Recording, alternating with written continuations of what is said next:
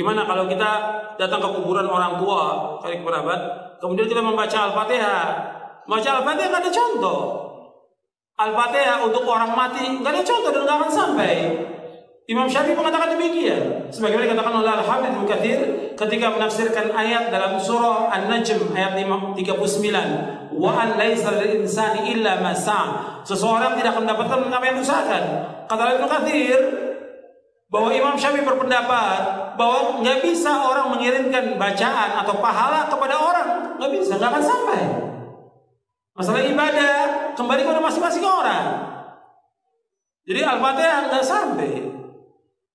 Begitu juga yang lainnya bacaan Al-Quran. Kadang-kadang orang sudah meninggal dibacakan Quran. Orang disuruh membaca Al-Quran di mana? Di rumah. Terutama surah Al-Baqarah, di masjid baca Al-Quran, bukan di kuburan.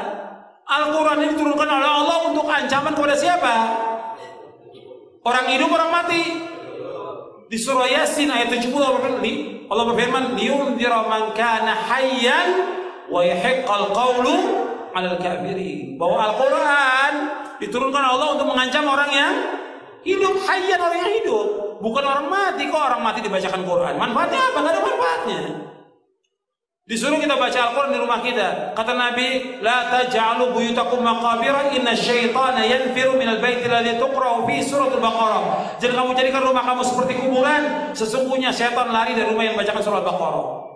Enggak ada para sahabat membacakan Quran di kuburan, enggak ada. Kemudian juga mengirimkan Al-Fatihah kepada Nabi juga enggak ada. Ini kan banyak orang setiap hari dari majelis ila hadratin Nabi Al-Fatihah. Dari mana dalilnya? Dari mana dalilnya? Dari mana? Yang disuruh kita membanyakan apa? Sholawat kepada Nabi, bukan baca Al-Fatihah. Kenapa enggak Al-Baqarah? Kenapa enggak Ali Imran? Kenapa enggak An-Nisa? Kenapa enggak Al-Maidah? Kok Al-Fatihah? Enggak ada dalilnya. Di Quran maupun di hadis Nabi yang sahih, enggak ada para sahabat kumpul, ayo kita baca Al-Fatihah untuk Nabi. Enggak pernah ada. Enggak ada sebuah riwayat yang demikian dan enggak akan sampai. Perhatikan, yang Nabi mau kepada umatnya apa? Ittiba, mengikuti beliau, bukan mengirimkan Al-Fatihah. Nabi sudah tempatnya di sorga yang paling tinggi. Nabi itu Firdaus al-A'la yang paling tinggi. Yang pertama kali membuka pintu sorga siapa? Rasulullah SAW. Kita kayak banyak amalan aja mengirimkan Fatihah ke Rasulullah. Membahas bahwa Nabi Muhammad tak pernah menganjurkan untuk mengirim Al-Fatihah untuk orang yang sudah meninggal. Apakah betul Pak Ustadz? Apakah ada hadisnya? Kalau ada orang meninggal dunia, hadis pertama, kalau ada orang meninggal dunia, asri'u lahu, cepat-cepatlah kuburkan. Jangan jenazahnya tahan lama-lama. Saya sampaikan sudah ke istri saya, kalau aku mati cepat-cepat kuburkan. Mati maghrib, ba'da isya kuburkan.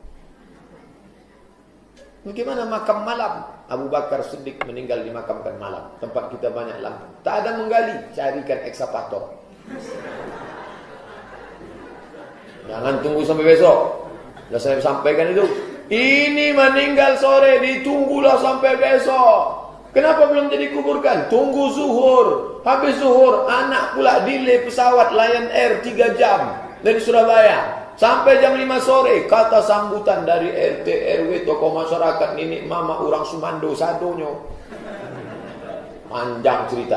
Kalau bolehlah jenazah itu di dalam ngokok. Capek dah. Betul juga. Tak sabar mau ikut ruang interview ujian dia. Nah, cepat-cepat. Setelah kalian kuburkan cepat-cepat, bacakanlah pada bagian kepalanya Al-Fatihah. Pada bagian kakinya ujung surat Al-Baqarah, lillahi ma fis samawati wa ma fil ard. Dalil pertama. Terima kasih Pak. Ini kalau ada air ini makin lama biasanya. Dalil kedua, kata Abdullah bin Umar bin Khattab, anak Umar bin Khattab, dalam kitab Ar-Ruh, murid Imam Ibnu Taimiyah punya murid namanya Imam Ibnu Qayyim Al-Jauziyah, nama kitabnya Ar-Ruh. Kalau nanti aku mati tolong bacakan pangkal surat Al-Baqarah sampai wa ulaika humul muflihun, dan bacakan ujung surat Al-Baqarah lillahi ma fis samawati wa ma fil ard. Dalil yang kedua. Maka berdasarkan dalil ini, kata mazhab Syafi'i dalam kitab Al-Majmu' Syarah Muhadzab disebut oleh Imam An-Nawawi, wa in khatimul Qur'an, seelok-eloknya bacalah sekhatam Qur'an. Kalau tak sanggup sekhatam Qur'an, bacalah hatinya Al-Qur'an, qalbul Qur'an, Yasin wal Qur'anil Hakim, innaka laminal mursalin. Kenapa Pak Imam menangis? Belum dibayar hutang. Nah, tak sanggup membaca Yasin terlalu panjang, Ummul Quran Al-Fatihah untuk almarhum Ustaz Abdul Somad. Al-Fatihah.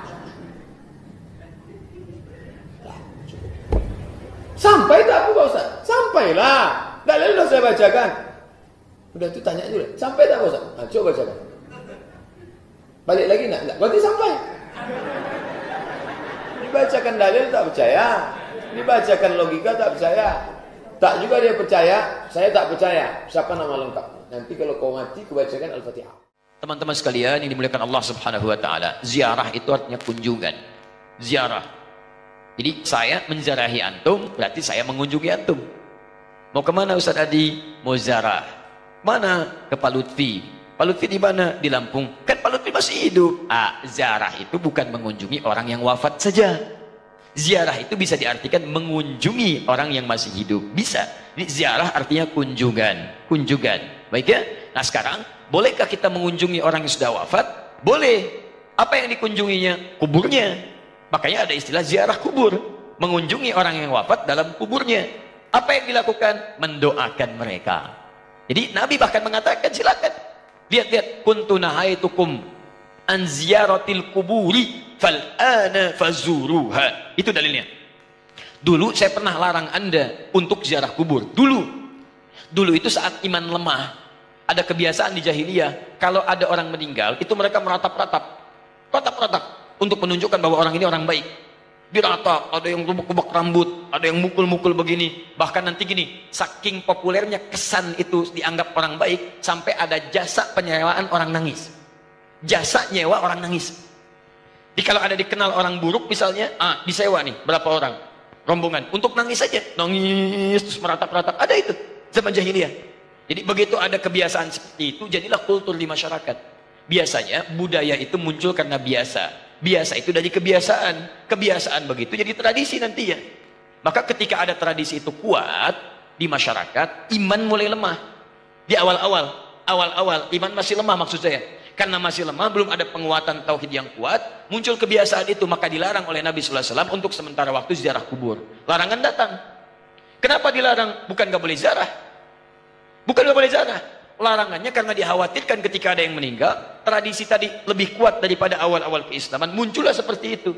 Sehingga maaf, iman yang seharusnya muncul teman-teman sekalian, itu terhenti, terbatasi oleh nilai-nilai tradisi yang tadi. Maka setelah imannya kuat, paham bisa membedakan, mana doa, mana diskusi, mana ceramah, mana ngobrol, ya kan? Mana kemudian teman-teman sekalian bisa mendoakan dengan baik, mana yang bisa meningkatkan iman, mana yang bisa mengurangi iman. Dari situlah kemudian, ini yang paling menarik, muncullah sabda Nabi, kuntu nahaitukum an ziyaratil kuburi. Dulu saya larang kalian ziarah kubur karena dikhawatirkan kalian meratap, minta-minta pada yang tidak baik. Fal'ana fazuruha. Sekarang ziarahi. Di ziarah kubur itu hukumnya boleh. Sekarang antum katakan, saya ingin ziarah Wali Songo. Boleh. Apa yang dilakukan saat ziarah itu? Turunkan lagi hadis-hadis nabinya. Doakan mereka. Apa doanya? Salam dulu. Assalamualaikum ya ahlad diyar. Minal mu'minina wal mu'minat. Wal muslimina wal muslimat. Wa nahnu insya'allahu bikumul lahiqun. Ziarah. Bahkan antum kepada Nabi. Ke Madinah. Ziarah. Begitu setelah selesai sholat Raudhah, antum lewat Babu Salam, lewat itu kan ziarah. Assalamualaikum ya Rasulullah. Assalamualaikum ya Abu Bakrin. Assalamualaikum ya Umar radhiyallahu taala anhuma. Antum ke Baqi ziarah. Assalamualaikum ya ashaban Nabi sallallahu alaihi wasallam. Assalamualaikum ya ahlad diyar. Minal mu'minina wal muslimin wal mu'minat wal muslimina wal muslimat wa nahnu insyaallahu bikumul lahiqun. Datang ke Wali Songo, ziarah. Apa darahnya? Sampaikan salam. Salamnya yang tadi. Setelah itu apa? Itu sunnah Nabi, berdoa. Allahumma ighfir lahum warhamhum wa'afihim wa'fu anhum wa akrim nuzulahum wasi' madkhalahum wa naqqihim minal khataaya kama yunaqqa thawbul abyadu minad danas. Doakan mereka. Ya Allah, alirkan pahala pada mereka.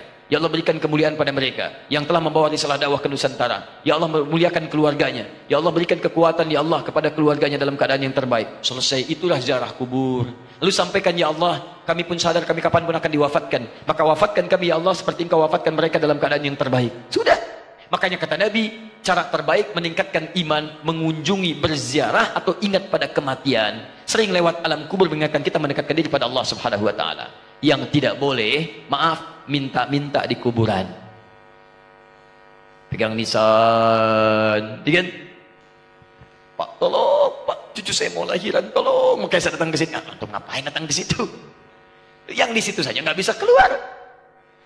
Antum itu kayak yang di situ. Nah, itu yang tidak tepat.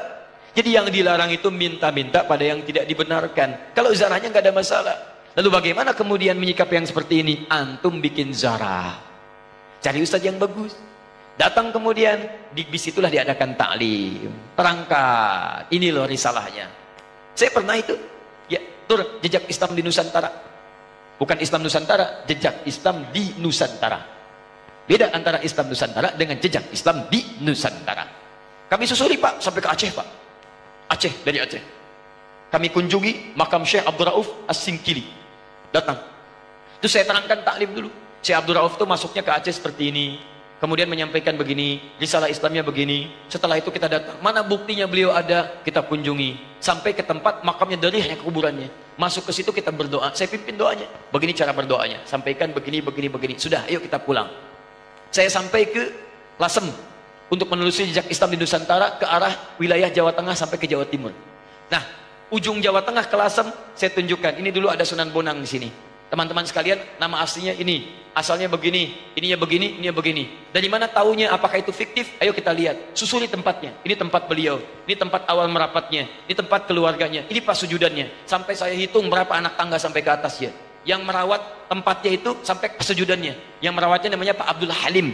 Begitu antum naik sampai ke atas, sebelah kiri. Di situ antum temukan nanti yang pegang kuncinya Pak Abdul Halim. Ketika bertemu dengan beliau, indah sekali. Pak, ini bukan makam ya. Bukan makam, makamnya itu bukan yang di sini, ini cuma pas sujudannya. Pas sujudan itu tempat beliau kemudian memetakan wilayah, berdoa kepada Allah, minta diberikan kekuatan, bersujud di situ, sholat menghadap ke arah kiblat, seperti Nabi naik ke Gua Hira. Lu memohon kepada Allah beri petunjuk, setelah itu berdakwah di lingkungan sekitaran. Makamnya bukan di sini Pak, tapi yang di bawah. Disamarkan makamnya supaya tidak ada yang mengkultuskannya. Indah keterangannya. Saya ajak jamaah untuk mendengarkan itu semua. Tuh, kan? Sering tertipu kita. Makanya ditutup tuh pas sujudannya juga supaya tidak ada yang mengkultuskan itu. Cuman lihat ke situ, baik, terangkan. Kalau sudah seperti itu enak taklim kitanya. Di sejarahnya paham, ada tokohnya, ada bekasnya, kemudian kita mendoakan, setelah itu kita pulang, selesai. Jadi kita itu tidak harus saling mencolok, gak ada wali songo, begini. Alah, antum ini kenapa sih? Sebelum bilang gak ada, lihat dulu. Lihat, pahami, baca kisahnya, pelajari, ambil inspirasinya. Kalau ada yang meninggalnya, doakan seperti antum datang ke makam Uhud. Datang ke situ, antum doakan, cerita di situ, selesai. Seperti antum datang ke makam Nabi, berdoa di situ, bahas sekitarannya, pulang, selesai. Itulah teman-teman sekalian. Jadi kita ambil cara yang hikmah. Jelas ya? Nah, jadi kita pun tidak harus menyakiti orang lain, tapi meluruskan dengan cara-cara yang terbaik. Hikmah. Ya.